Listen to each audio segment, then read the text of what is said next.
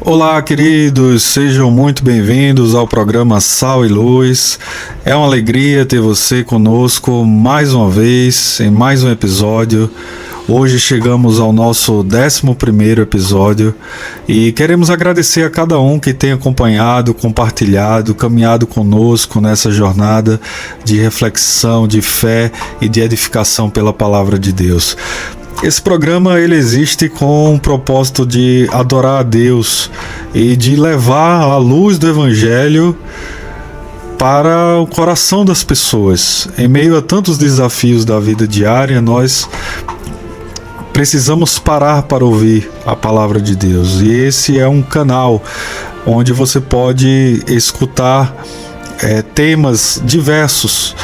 No episódio de hoje nós teremos uma reflexão muito especial comigo, Pastor Tiago, com o tema Os 5 Sentidos para a Glória de Deus. Temos certeza de que será um tempo de muito aprendizado, encorajamento e de edificação espiritual. Por isso, fica aí conosco até o final desse episódio, separe essa horinha, né? Abra seu coração, permita que a palavra de Deus fale a sua vida, e se essa mensagem abençoar você, não deixe de compartilhar com outras pessoas para que mais corações também sejam alcançados. Prepare-se agora, porque está começando mais um programa Sal e Luz, iluminando vidas pela palavra de Deus.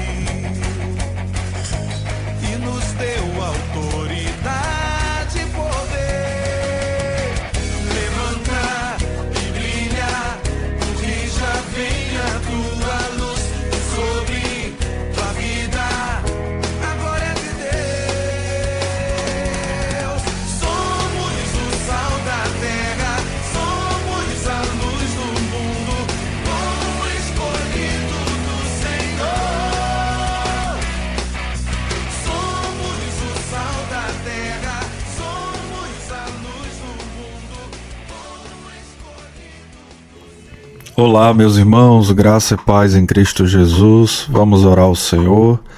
Soberano e eterno Deus, nós nos humilhamos, Senhor, diante da Tua glória, e nós reconhecemos que precisamos de Ti, ó Pai, a cada segundo da nossa vida. Por isso nós rogamos pelo sangue do nosso Senhor Jesus Cristo e pelo poder do Teu Espírito Santo, que o Senhor venha nos iluminar e falar aos nossos corações através da Tua santa palavra aquilo que nós precisamos ouvir, que o Senhor traga cura, paz, libertação, transformação e fortalecimento da nossa fé, no nome onipotente do nosso Senhor Jesus Cristo. Amém. Graças a Deus. Queridos, o tema da nossa reflexão de hoje é os 5 sentidos para a glória de Deus. Vamos citar muitos textos bíblicos hoje, mas o texto inicial que eu quero trazer aos irmãos é o Salmo 34, versículo 8, a parte A, que diz assim: provem e vejam que o Senhor é bom. Provem e vejam que o Senhor é bom. Vocês já pararam para pensar na dádiva extraordinária que Deus nos deu no corpo? O ser humano, ele possui 5 sentidos fundamentais. Nós temos a visão, temos a audição, temos olfato, temos o paladar, o tato, e estes são os sentidos, são dons da criação divina. Quando Deus nos formou, Ele concedeu esses 5 sentidos para cada um de nós. Davi, no Salmo 139, verso 14, vai dizer: eu te louvo, Senhor, porque me fizeste de modo especial e admirável. Então Deus criou o homem com a capacidade de perceber o mundo, de experimentar a vida, de se relacionar com ele através desses sentidos. Os 5 sentidos não são apenas ferramentas de sobrevivência evolutiva da humanidade, mas são canais de comunhão que Deus instalou em nós para que nós pudéssemos perceber a sua glória na criação. Observe algo impressionante. Pesquisas científicas mostram que o olho humano, ele consegue distinguir milhões de cores. O ouvido, ele percebe milhares de frequências sonoras. O nariz indica mais de 1 trilhão de odores diferentes.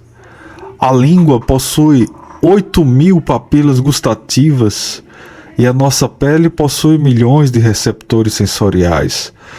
Tudo isso aponta para uma única verdade: Deus nos criou de forma maravilhosa. Mas existe um problema: o pecado corrompeu nossos sentidos. A teologia reformada nos ensina sobre a depravação total. Isso não significa que nós somos tão maus quanto poderíamos ser, mas que o pecado afetou todas as áreas, todas as partes do nosso ser, incluindo os nossos sentidos. Eu não estou falando aqui das pessoas que nasceram ou tiveram por algum motivo alguma deficiência auditiva, visual, perda de olfato ou paladar, ou alguma limitação física no tato. Mas quando falamos dos 5 sentidos como dádivas de Deus, também precisamos reconhecer algo com humildade e sensibilidade. Existem pessoas a quem, em sua soberania, Deus não concedeu plenamente alguns desses sentidos. Há pessoas que não enxergam, outras não ouvem, outras têm limitações físicas ou sensoriais. A própria Escritura reconhece essa realidade. Em Êxodo capítulo 4, verso 11, o próprio Senhor diz a Moisés: quem fez a boca do homem? Ou quem faz o mudo, ou o surdo, ou o que vê, ou o cego? Não sou eu, o Senhor? Isso significa que é o próprio Deus que permite, mas também não significa que Deus seja injusto ou cruel. Significa que Deus continua soberano, mesmo diante das limitações humanas.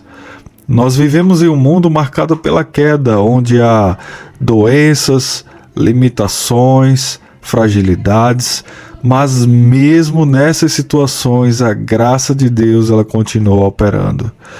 A Bíblia mostra que pessoas com limitações podem sim glorificar a Deus de maneira profunda.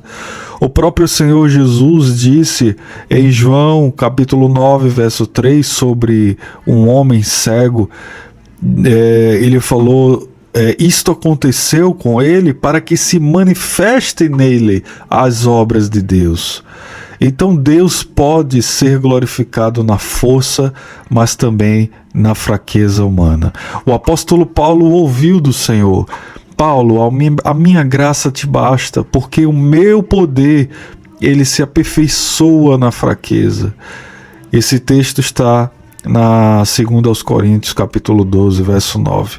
Inclusive, a falta de alguns sentidos podem potencializar outros que Deus quer usar de forma mais profunda. Portanto, queridos, mesmo quando algum sentido falta ao homem, a pessoa não está sendo diminuída diante de Deus ou diante das pessoas. A dignidade, ela permanece intacta porque ela foi criada da mesma forma à imagem de Deus como qualquer outra pessoa. E mais do que isso, há sentidos espirituais que Deus desperta no coração dessas pessoas de forma muito mais aguçada.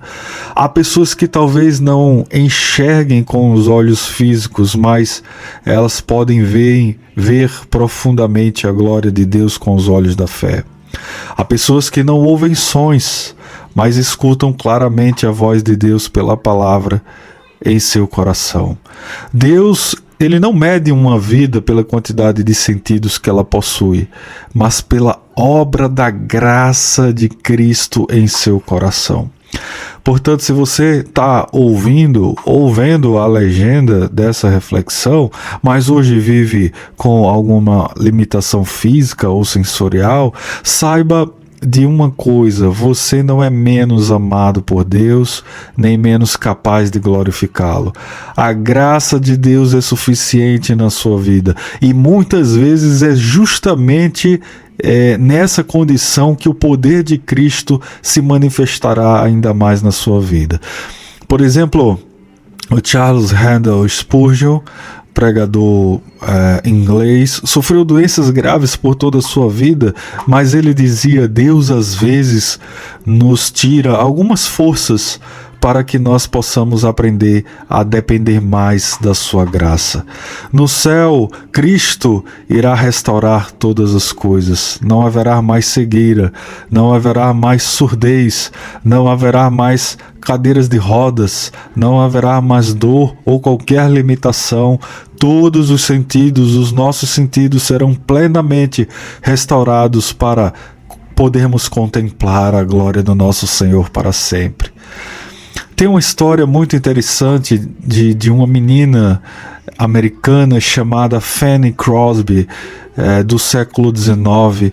Ela tinha apenas 6 semanas de vida, mas ficou muito doente, e um médico inexperiente colocou compressas muito quentes em seus olhos, e isso causou um dano irreversível. E infelizmente ela chegou a ficar cega para o resto da vida. Muitos poderiam pensar que aquela menina teria uma vida limitada, triste ou improdutiva, mas algo extraordinário aconteceu na vida dela. A avó de Fanny era uma mulher muito piedosa, crente no Senhor Jesus, e começou a ensinar as escrituras sagradas para ela desde muito pequena. E como Fanny não podia ler com os olhos, ela passou a memorizar muitas porções da palavra de Deus. Hoje, graças a Deus, existe a Bíblia em braille completa, que dá acesso a muitos cegos à palavra de Deus, mas na época dela ainda não havia a Bíblia em braille, estavam apenas começando a traduzir. Mas a Bíblia em braille só foi finalizada em 1924 na versão King James por Robert Atkinson, que era um cowboy que ficou cego e fundou a Universal Braille Press. Era uma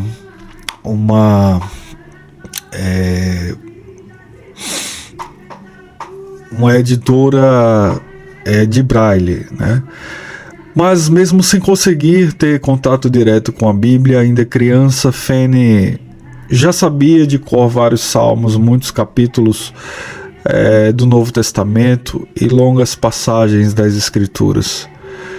E com o tempo, Deus começou a usar Fanny de forma extraordinária. Ela tornou-se uma das maiores compositoras de hinos da história da igreja. Ao longo da vida dela, ela escreveu mais de 8.000 hinos cristãos. Entre eles, cânticos muito conhecidos no mundo inteiro, como Que Segurança, A Deus demos glória, Quero estar perto ao pé da cruz. Muitos desses hinos estão nos nossos hinários denominacionais por aí,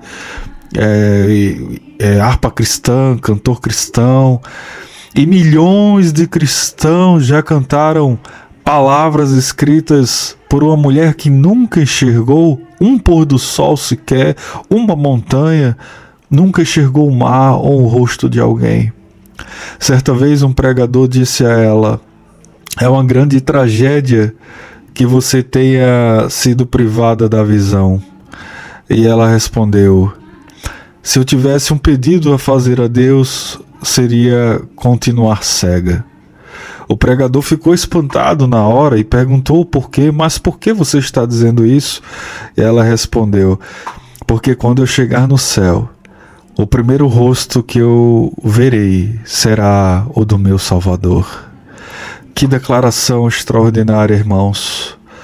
Ela não via com os olhos físicos, mas via com os olhos da fé. Enquanto muitos enxergam o mundo e não veem a Deus, Fanny não enxergava o mundo físico, mas contemplava a profundidade da glória de Cristo. Ela transformou a sua limitação em adoração. Ela não tinha visão física, mas espalhou a luz espiritual para o mundo inteiro através da sua fé. Há pessoas que enxergam perfeitamente, mas estão cegas espiritualmente. E há pessoas que não enxergam com os olhos, mas veem claramente a glória de Deus. E como eu disse antes, o pecado corrompeu os nossos sentidos. Aquilo que foi criado para glorificar a Deus passou muitas vezes a ser usado para o pecado. Por isso nós precisamos realmente fazer uma reflexão como usar os nossos sentidos para a glória de Deus.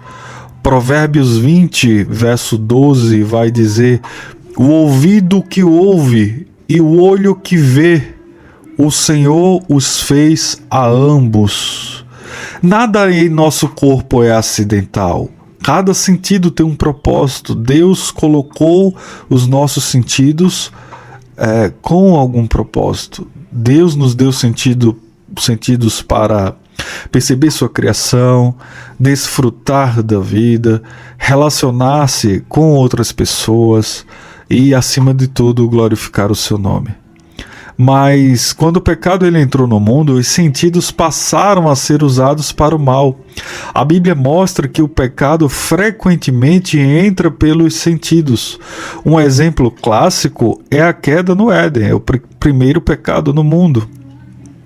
Lá em Gênesis capítulo 3, verso 6, diz que vendo a mulher que a árvore era boa para se comer, paladar, vendo visão, comer, paladar, agradável aos olhos, visão também, e desejável, tato, né?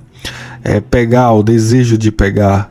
Veja como alguns sentidos estão envolvidos na queda do homem. Eva, a audição, né? Eva deu ouvidos às mentiras da serpente. Temos a visão, o pecado foi agradável aos olhos.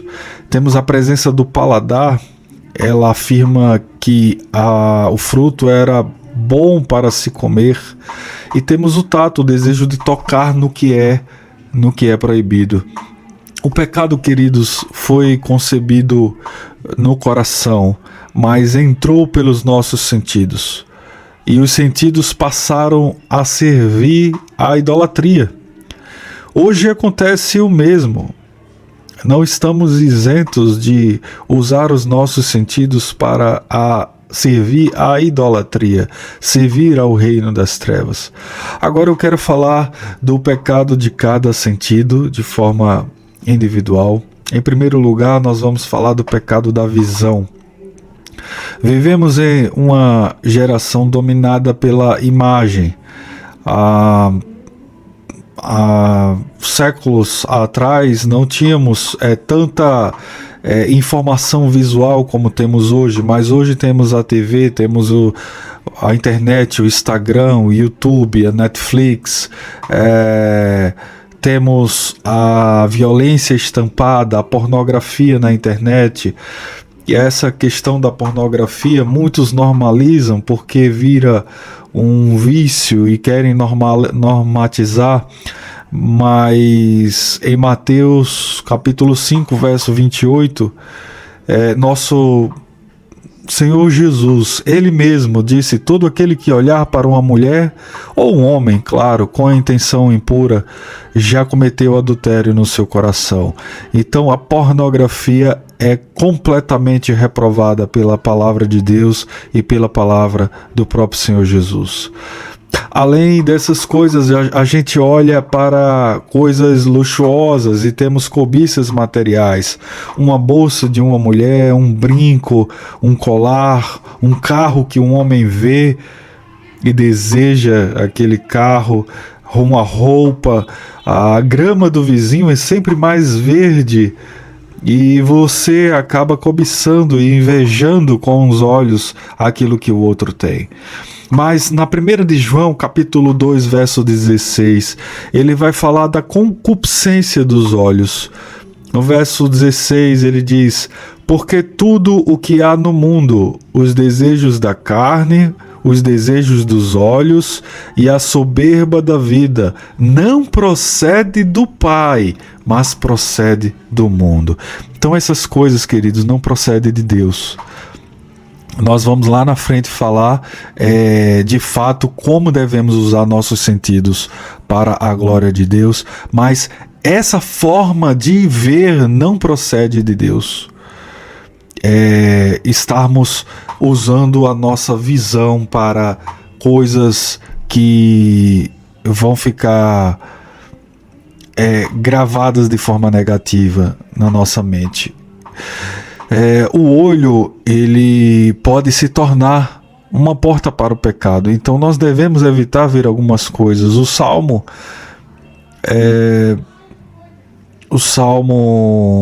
veja que eu não disse nem janela para a alma. O olho pode se tornar uma porta para o pecado, então devemos evitar ver muitas coisas. O Salmo 119, 37 vai dizer o seguinte: o salmista diz: desvia, Senhor, os meus olhos das coisas inúteis e me faz viver nos teus caminhos. Então os nossos olhos precisam ser desviados das coisas inúteis. Mas em segundo lugar, vamos falar do pecado da audição. De forma muito breve, o que nós ouvimos molda a nossa alma. Exemplo, fofoca, piadas de mau gosto, músicas que glorificam o pecado, discursos que blasfemam contra Deus, ensinamentos do mundo. Mas a primeira aos Coríntios, capítulo 15, verso 33, vai dizer que as más conversações corrompem os bons costumes. Ou seja, tudo aquilo que a gente interage de audição, aquilo que a gente ouve, corrompe os bons costumes. Então, isso interfere nas nossas ações, interfere naquilo que a gente pratica, corrompe os bons costumes. Em terceiro lugar, o pecado do paladar. O paladar, ele também pode se tornar um instrumento de pecado. Por exemplo, temos a embriaguez, temos a gula, temos o hedonismo alimentar, mas a Bíblia chama isso de pecado. Provérbios 23, de 20 a 21, vai falar assim: não estejas entre os beberrões e entre os comilões, não esteja entre eles, porque você se tornará um deles. Em Filipenses capítulo 3, verso 19, Paulo diz: o Deus deles é o ventre. Veja como o nosso ventre, o nosso sistema digestivo, a comida, o prazer da comida pode se tornar uma idolatria. Mas vamos agora para o pecado do tato. Em quarto lugar, temos o pecado do tato. O toque é algo muito poderoso. Deus nos deu o sentido do tato para a gente expressar cuidado, carinho, proteção, comunhão. Um simples toque pode transmitir consolo, amor, compaixão. No entanto, por causa do pecado, esse mesmo sentido pode ser usado de forma completamente errada. O toque pode se transformar em instrumento de imoralidade sexual, de violência, de abuso, de roubo, de roubar, furtar alguma coisa, de tocar em algo que não devemos tocar.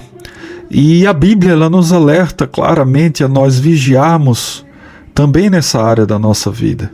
Na primeira carta aos Coríntios, capítulo 6, verso 18, está claramente escrito: fujam, né, de toda imoralidade sexual. Ou seja, o cristão não deve brincar com esse tipo de pecado, mas se afastar dele, preservando o seu corpo e suas atitudes para viver em santidade e honrar a Deus. Em que nossas mãos estão tocando, né? Em quinto lugar, temos o pecado do olfato. Embora pareça estranho, o olfato também aparece na Bíblia ligado ao pecado. Nós temos o exemplo do texto de Amós, capítulo 4, versículo 10. Olha o que o texto diz: fiz subir às vossas narinas o mau cheiro dos vossos arraiais. Deus está dizendo aqui que por causa do pecado de Israel, muitos morreram e o cheiro dos corpos, dos cadáveres, chegou até o povo por causa da guerra também. E chegou esse mau cheiro como sinal do juízo divino. Mesmo assim, eles não se arrependeram. A Bíblia também usa o cheiro como símbolo espiritual. O pecado produz odor de morte espiritual. Agora, por outro lado, queridos, como usar os sentidos que Deus nos deu, esses 5 sentidos para a glória de Deus? Esse é o nosso alvo aqui da nossa mensagem. Nós já temos os diagnósticos, mas quais são as medicações para esses problemas? Como curar? Como redimir os nossos sentidos para a glória de Deus? A resposta está em Romanos, capítulo 12, versículo 1. O texto que Paulo diz aos Romanos é: apresentem os corpos de vocês como sacrifício vivo, santo e agradável a Deus. Ou seja, nós temos que buscar tornar os nossos corpos um sacrifício para Deus, dedicá-lo a Deus, como holocausto a Deus. Temos que buscar santificação e temos que buscar agradar a Deus com os nossos corpos. Então, apresentar nossos corpos a Deus inclui não apenas alguns sentidos, mas todos os sentidos do nosso corpo. Em primeiro lugar, devemos usar a visão para a glória de Deus. Vamos dar uma olhada em alguns textos bíblicos aqui. Primeiro, o Salmo 19, versículo 1. O texto diz que os céus proclamam a glória de Deus e o firmamento anuncia as obras das suas mãos. O que eu tenho percebido muito em nossos dias é que nós temos parado de contemplar a natureza. A natureza é uma forma de a gente contemplar a beleza da criação de Deus. Nas coisas belas, nós perdemos muitas vezes a admiração pelo belo. E nós às vezes vivemos numa selva de pedras aqui, nos centros urbanos, onde só vemos carros buzinando para todo lado, prédios, pessoas andando com pressa, indo para os seus trabalhos. E nós também entramos nesse circuito, mas deixamos de parar, de dar uma pausa para ver a beleza da criação de Deus. Mesmo que tenhamos que fazer uma viagem, precisamos disso. Isso é necessário. O Salmo 34, versículo 5 diz, é um imperativo: contemplai-o e sereis iluminados, e o vosso rosto jamais sofrerá vexame. Contemplar a criação também é contemplar as obras de Deus. Mateus capítulo 6, verso 22, o Senhor Jesus vai dizer que são os olhos a lâmpada do corpo. Se os teus olhos forem bons, todo o teu corpo será luminoso. Ele não está falando aqui de olhar de forma apenas pura para as pessoas, para as coisas. Ele está falando que nós precisamos olhar para as pessoas sem o filtro do julgamento, da maldade, da impiedade, da insensibilidade, mas com atenção, com preocupação, com sensibilidade.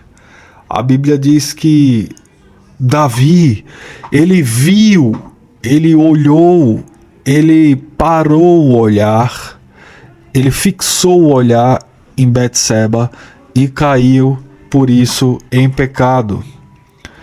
E por isso caiu em pecado. O olhar, ele pode ser bom ou pode ser mal, dependendo de como anda nossa espiritualidade ou nossa carnalidade.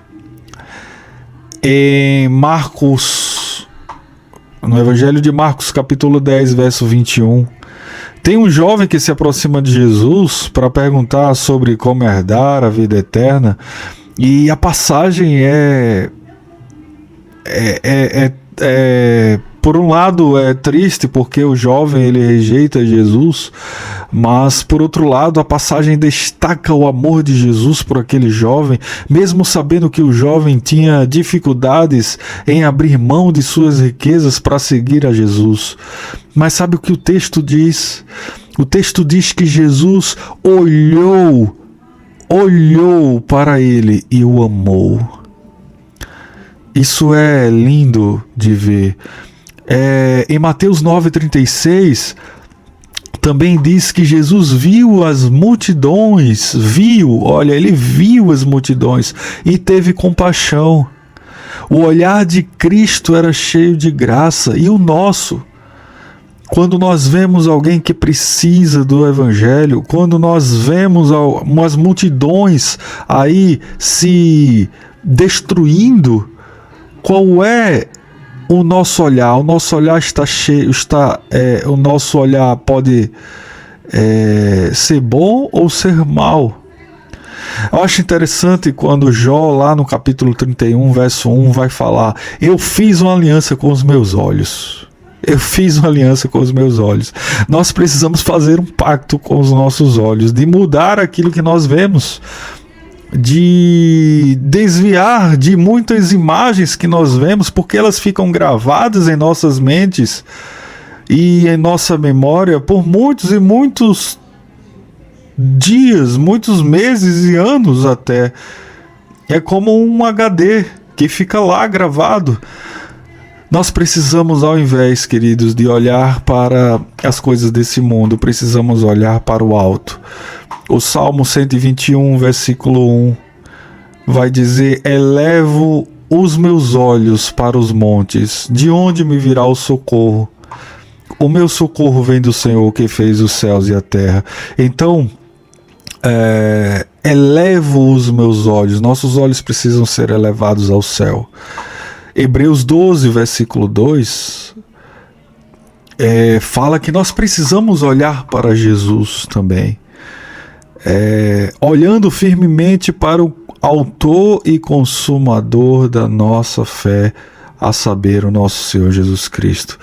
Lembro de Pedro, quando ele parou de olhar para Jesus, focou nas ondas e começou a afundar. Então nós não podemos parar de olhar para Jesus. Em síntese, meus irmãos, eu penso que nós precisamos enxergar mais a criação, enxergar mais a palavra de Deus e observar a necessidade do próximo. E olhar também para dentro de nós para ver se há algum mal. Os discípulos de Jesus, em Mateus capítulo 20, verso 33, pediram isso ao Senhor. Senhor, nós queremos que o Senhor abra os nossos olhos. Nós queremos que o Senhor abra os nossos olhos estão fechados. E eu penso que precisamos ter, a Bíblia diz que nós precisamos ter uma visão de águia. A águia lá do alto, ela consegue ver o seu alvo muito bem definido, a centenas de metros de distância, ela plana a vista e segue em busca do alvo até conseguir agarrar a sua presa sem cometer erro nenhum no seu ataque. Nós temos que ter a visão como a de uma águia para podermos enxergar a missão que Deus tem para a nossa vida. O que Deus tem preparado para nós, que é muito mais além do que os meus e os nossos olhos naturais podem ver. Em segundo lugar, agora vamos falar sobre a audição que glorifica a Deus. Em Romanos capítulo 10, versículo 17, o texto sagrado diz assim: e assim a fé vem pela pregação, e a pregação pela palavra de Cristo. A principal coisa, queridos, que precisamos ouvir é a palavra de Deus, seja pregada, seja cantada, seja orada, mas a palavra de Deus é a coisa mais preciosa para os nossos ouvidos. Apocalipse capítulo 2, versículo 7, vai dizer que quem tem ouvidos ouça o que o Espírito diz às igrejas. Quem tem ouvidos, você tem ouvidos para ouvir o Espírito Santo? Será que estamos sensíveis ao que o Espírito Santo tem nos falado através da palavra de Deus? Ou nós temos nos distraído com tantos entretenimentos, programas mundanos, pregações e devocionais heréticos, conselhos que nos afastam ainda mais do nosso Senhor? Temos ouvido coisas depravadas? Queridos, nós devemos buscar o entendimento de Deus, do seu plano, da sua vontade, da sua sabedoria, e esse entendimento só vem quando nós inclinamos o nosso coração a Deus. O Provérbios capítulo 2, versículo 2 diz: para fazeres atento à sabedoria o teu ouvido, olha só a audição, e para inclinares o coração ao entendimento. Eu acho uma cena linda no Evangelho de João. Há uma passagem que descreve a intimidade entre João e o Senhor Jesus. João capítulo 13, verso 23. É mencionado ali que ele diz, um dos discípulos a quem Jesus amava estava reclinado ao lado dele, mas João está falando dele mesmo. João, na hora da ceia, ele se inclina para ouvir, inclina mais próximo de Jesus, ele se aproxima do Senhor para ouvir melhor o que Jesus estava falando. Isso é interessante, isso é fé, isso é interesse, isso é amor, isso é confiança, isso é um coração ensinável. são ouvidos abertos, mesmo que nós tenhamos dificuldade, nós nos aproximamos, nos inclinamos dele para ouvir. Jesus sempre se retirava para ouvir o Pai. E ele também dizia às suas ovelhas: as minhas ovelhas ouvem a minha voz. Jesus ouvia a voz do Pai, e as ovelhas que somos nós precisamos ouvir a voz do pastor, que é o nosso Senhor Jesus Cristo. Isso está em João capítulo 10, verso 27. Isaías 55, verso 3, ele vai dizer: inclinai os ouvidos e vinde a mim, o Senhor. Ouvi, e a vossa alma viverá. Olha que palavra, que promessa de Deus. A palavra de Deus vivifica a nossa alma, traz vida ao nosso coração. O Salmo 85, verso 8 diz: escutarei o que Deus, o Senhor, disser, pois ele falará de paz ao seu povo e aos seus santos, e que jamais caiam em insensatez.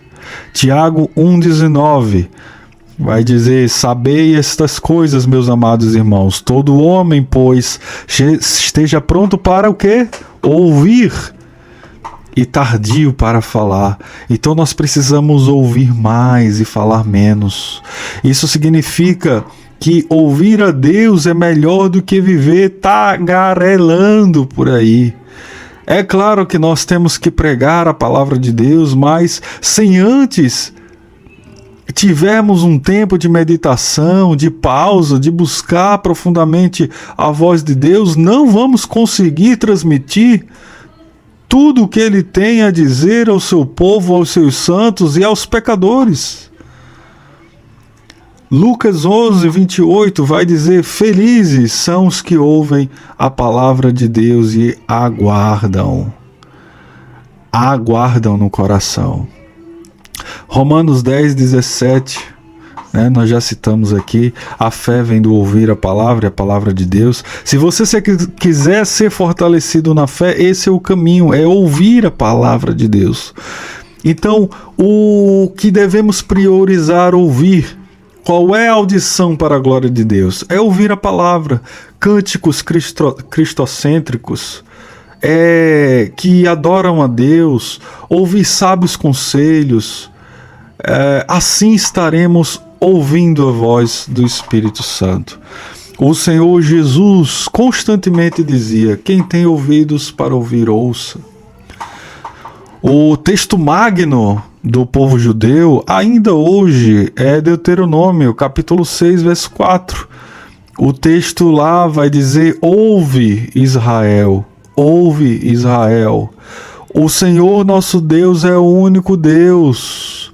Ouve, Israel, o Senhor nosso Deus é o único Deus. Mas muitas vezes Israel não dava ouvidos ao Senhor, não dava ouvido ao que os profetas diziam. Jeremias, no capítulo 6, versos 10, vou falar um termo bem nordestinês aqui, ele se arreta com o povo e diz: os ouvidos deles estão incircuncisos, ou seja, não estão convertidos. E no capítulo 7, verso 4, Jeremias vai dizer: eles não me ouviram nem me deram atenção, antes seguiram o raciocínio rebelde de seus corações maus, andaram para trás e não para frente. Olha só, quando nós não ouvimos a palavra de Deus, nós retrocedemos e não avançamos. Gente, isso é muito sério. Às vezes agimos como quem tem ouvidos incircuncisos. Mas nossos ouvidos precisam ser convertidos. Nós fazemos ouvidos de mercador, não damos ouvidos a Deus e seguimos o nosso próprio entendimento, o entendimento do mundo. O Salmo 29, verso 4, porém, diz que a voz do Senhor, ela é poderosa, a voz do Senhor é majestosa. Será que estamos ouvindo a voz do mundo, o ruído do mundo, ou a voz do pastor, que é limpa, pura e cristalina? Agora, em terceiro lugar, vamos falar do paladar. Provérbios 23 vai dizer: não cobices os manjares. Lembremos que Esaú trocou a bênção da sua primogenitura por um prato de lentilhas preparado por Jacó. Ele perdeu a sua bênção porque ele cobiçou manjares. Por outro lado, o Salmo 34, versículo 8, que é o nosso texto base, né? Nós começamos a falar dele, fala de provai e vede que o Senhor é bom. A gente pode sim comparar a Deus como um alimento delicioso. O Salmo 119, verso 103 diz: quão doces são para o meu paladar as tuas palavras, Senhor, mais do que o mel, elas são aprazíveis à minha boca. Por isso o sábio, em Provérbios 24, verso 13, vai dizer: come, meu filho, o mel, porque é bom, e o favo de mel é doce ao teu paladar. É comer a palavra de Deus, é comer os ensinamentos do Senhor. Nós vemos em Hebreus capítulo 6, verso 5, o autor de Hebreus diz que as pessoas que experimentam a fé, uma genuína conversão e os ensinamentos de Cristo, incluindo aqueles que foram iluminados e que receberam o conhecimento da verdade, esses provaram a boa palavra de Deus e os poderes do mundo vindouro. Veja, todos os que são convertidos provam a boa palavra de Deus. E não só a palavra de Deus, mas os poderes. Ou, vamos falar, o poder, né? Porque só existe um poder, que é o poder que sobrevém, que vem de Deus, né? O poder do mundo que há de vir, o poder da glória de Deus. Esses versículos falam sobre a doçura e a bondade da palavra de Deus, assim como a importância da gente experimentar a sua bondade. O paladar aponta para algo muito maior, mais do que a gente sentir prazer no alimento. Você pode ir no restaurante mais chique, mais premiado do mundo, mas o maior prazer que nós podemos sentir está no Senhor. Este é o nosso maior prazer. Jonathan Edwards escreveu sobre isso no seu livro Afeições Religiosas. Ele dizia: um verdadeiro cristão não apenas entende Deus, ele sente o sabor da graça de Deus. E quando a gente sente esse sabor da graça de Deus, nós somos satisfeitos. O Senhor Jesus frequentemente partiu o pão com os discípulos, mas ele deu a si mesmo. Ele mesmo disse: eu sou o pão da vida, e quem comer desse pão jamais terá fome. Então, há uma saciedade em Deus. No Sermão da Montanha, o Senhor Jesus falou: bem-aventurados aqueles que têm fome e sede de justiça, porque eles serão fartos, eles serão saciados. A reflexão aqui nesse ponto que precisamos fazer, irmãos, é a mesma que Jó fez no capítulo 6, verso 3. Existe alguma iniquidade nos meus lábios? Será que minha boca não consegue discernir a maldade? Será, irmãos? Nós precisamos nos examinar para que o nosso paladar ele venha glorificar a Deus e não esteja a serviço do mal. Mas em quarto lugar, nós vamos falar do olfato para a glória de Deus. A Bíblia, na segunda de Paulo aos Coríntios, capítulo 2, verso 15, ela diz algo muito profundo, maravilhoso, que veja como os sentidos estão ligados com a adoração. O texto diz: porque para Deus somos o bom perfume de Cristo. Gente, qual o cheiro que nós estamos exalando? Eu não estou falando daquele perfume da Boticário ou aquele perfume de Paris que você usa, caríssimo. seja qual for o perfume que você coloque na sua pele, o perfume mais importante que nós precisamos exalar é o espiritual. Aquele que exala como se a outra pessoa estivesse em um campo de flores. É o que verdadeiramente vai marcar a vida dela. Não é apenas o seu cheiro. O seu cheiro físico, o perfume, a essência, ela pode atrair até fisicamente aquela pessoa, mas o perfume de Cristo atrai ela para perto de Cristo. Outro ponto no olfato é que nós não devemos ser apenas o bom perfume de Cristo para os outros, mas para o próprio Deus. Efésios capítulo 5, verso 2 diz: andai em amor, como também Cristo nos amou e se entregou a si mesmo por nós, como oferta e sacrifício a quem? A Deus, em aroma suave. Veja, quando nós andamos em amor, como Cristo nos amou, quando nós nos entregamos, nós nos tornamos uma oferta sacrificial a Deus como um aroma suave. Então Deus, esse aroma suave que Deus recebe, a nossa oferta, nosso sacrifício de amor, agrada a Deus, agrada ao Senhor. O que Deus tem sentido de nossa vida lá do seu trono? Será que é um sacrifício aceitável e aprazível a Deus, às narinas do nosso Todo-Poderoso? Ou ele tem dito, realmente não está agradável? Esses versículos, eles falam sobre o aroma de amor sacrificial, simbolizando a aceitação e o prazer que Deus tem nas nossas ofertas e na vida dos crentes. Nós somos aceitáveis a Deus quando o nosso aroma é suave.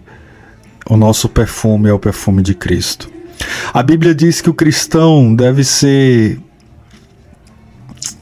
exemplo do próprio Senhor Jesus.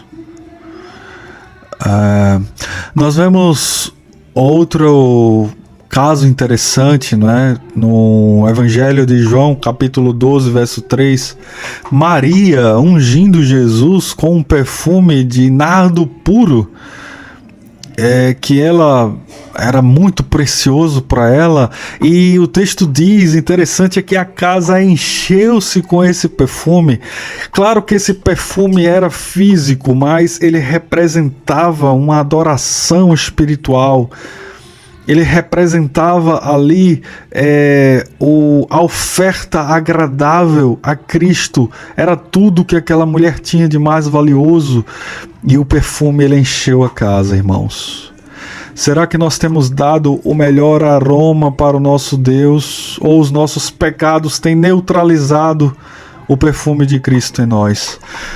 Tem uma história muito interessante. Policarpo, bispo da igreja primitiva, foi martirizado no século II. Foi um homem de Deus, consagrado ao Senhor.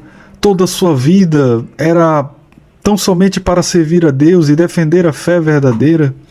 E relatos antigos dizem que quando ele estava sendo martirizado, estava sendo queimado, alguns cristãos diziam naquele momento: estamos sentindo um aroma agradável no ar como de um incenso.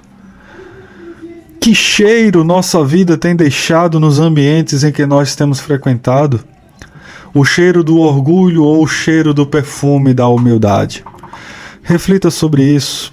Mas em quinto lugar, usando o tato para a glória de Deus. Muitas vezes, queridos, Jesus curava sem estar presente nem no local onde a pessoa estava. Só com uma palavra à distância, o Senhor, ele agia de forma poderosa. Mas em vários textos bíblicos, Jesus curava através de um toque. A Bíblia diz que uma mulher que havia 12 anos com uma hemorragia, que estava há 12 anos com hemorragia, chegou por trás de Jesus e apenas tocou na borda do seu manto e imediatamente estancou a hemorragia. Ela foi curada. Em Marcos, capítulo 1, verso 41, diz: e Jesus, tendo compaixão de um leproso, o texto fala aqui, estendeu a mão, tocou nele.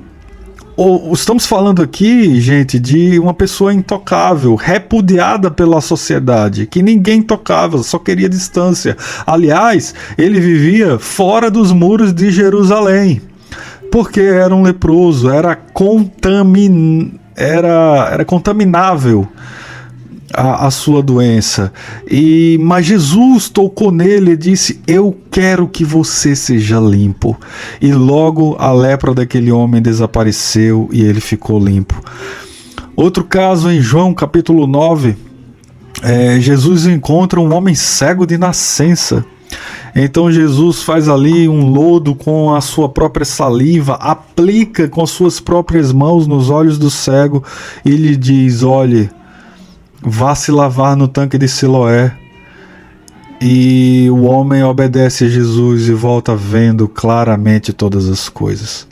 O toque de Jesus curou a cegueira daquele homem. Na 1 de João, capítulo 1, verso 1, a carta de João já começa da seguinte maneira: aquilo que era desde o princípio, o que temos ouvido, o que temos visto com os nossos olhos, o que temos contemplado e aquilo que as nossas mãos tocaram com respeito ao verbo da vida.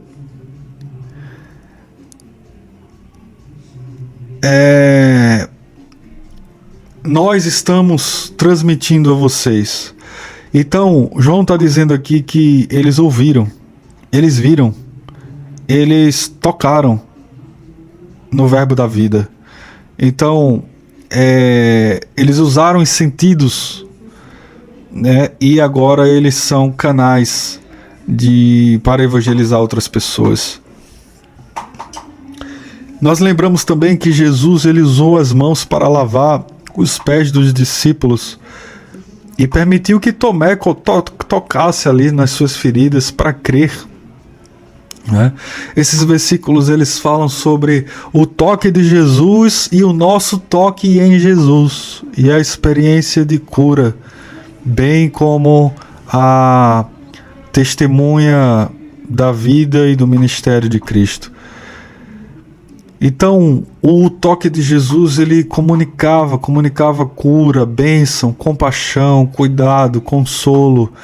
Jesus tocou em leprosos, em cegos, em enfermos, em pessoas que eram discriminadas pela sociedade.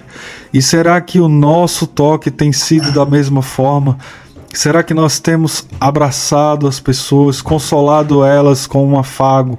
Ou temos usado o nosso tato para agredir em vez de cuidar?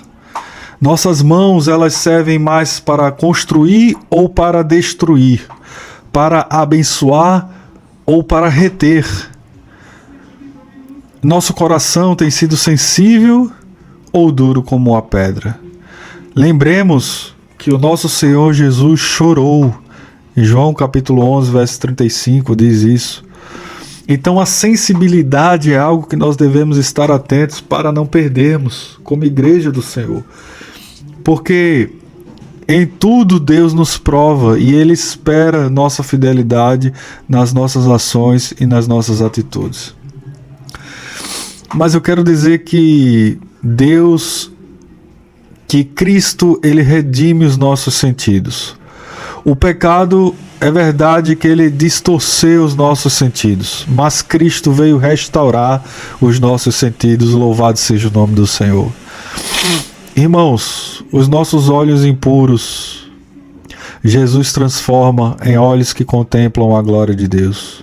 Os nossos ouvidos humanos, Jesus transforma em ouvidos que ouvem a palavra de Deus. O nosso paladar carnal, Jesus transforma em fome por Deus. As nossas mãos pecaminosas, Jesus transforma em mãos que servem a Deus. A nossa vida contaminada e suja, Jesus transforma pelo perfume de Cristo. Comece a usar os seus sentidos para a glória de Deus. Esse é o convite, esse é o grande convite que nós fazemos para você nesse momento. Deus nos deu 5 sentidos. Eles são presentes da graça comum. Mas a pergunta é: o que é que os nossos olhos estão vendo? O que é que os nossos ouvidos estão ouvindo? O que é que nossas mãos estão fazendo? O que é que eu estou desejando provar? Que perfume espiritual a minha vida tem espalhado? Na primeira aos Coríntios, capítulo 10, verso 31, portanto, quer comais, quer bebais, ou façais qualquer outra coisa, fazei tudo para a glória de Deus. Tudo é tudo. Tudo é tudo. Então, irmãos, nossos sentidos foram comprados pelo sangue de Cristo. Está incluído no pacote. Não foi apenas a nossa vida, o nosso coração, a nossa alma, mas os nossos sentidos, que são janelas da nossa alma. Seus olhos não são seus, são do Senhor. Seus ouvidos foram feitos para ouvir o Senhor, a sua música, o seu cântico espiritual. O seu paladar foi feito para a sua bondade. Não entregue seus membros ao pecado como instrumentos de injustiça, como diz lá em Romanos, capítulo 6, verso 13. Hoje, o convite para você é uma reconsagração sensorial. Peça a Deus perdão por onde seus olhos andaram. Peça perdão por aquilo que seus ouvidos têm tolerado. Tem coisas que não temos como evitar ouvir, mas tolerado ouvir é bem diferente. Consagre suas mãos para o serviço do Senhor e o seu paladar para a gratidão ao Senhor. Experimente do banquete que Ele tem para você e não dos manjares do mundo. Que Deus, portanto, queridos, nos dê graça para viver desse modo. Que possamos consagrar todos os nossos sentidos ao Senhor, hoje e para todo sempre. Amém e graças a Deus.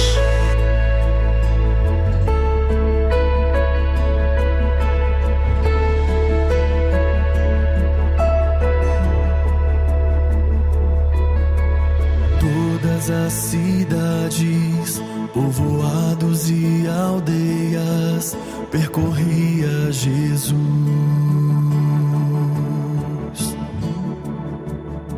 pregando o evangelho, ensinando e curando, prosseguia Jesus. Vendo as multidões, cheio de compaixão, a seara é grande demais. Todas as cidades, povoados e aldeias, percorreremos, pregando o evangelho, ensinando e curando, prosseguiremos.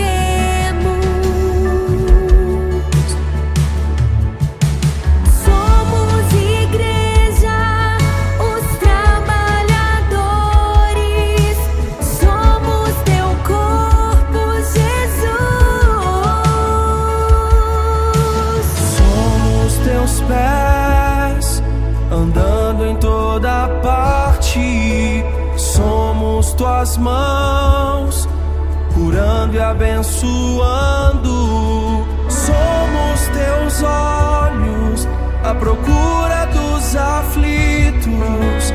somos tua boca, proclamando o reino de Deus.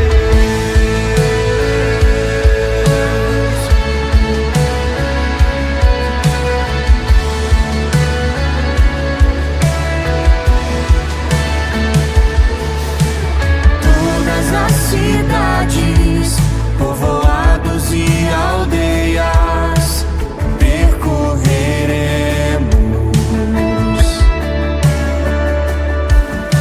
pregando o evangelho, ensinando e curando, prosseguiremos. Somos igreja, os trabalhadores, somos teu corpo, Jesus. Somos teus pés, andando em toda parte, somos tuas mãos, curando e abençoando.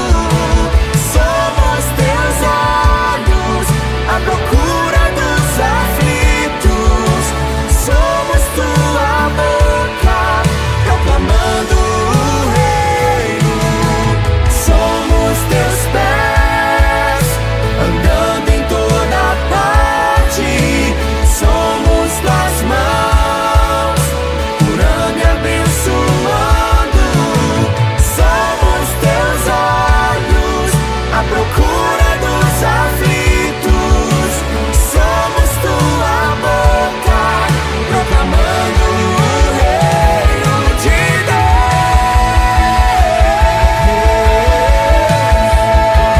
Enche toda a terra do conhecimento da tua glória, através do teu povo. Enche toda a terra do conhecimento da tua glória, através de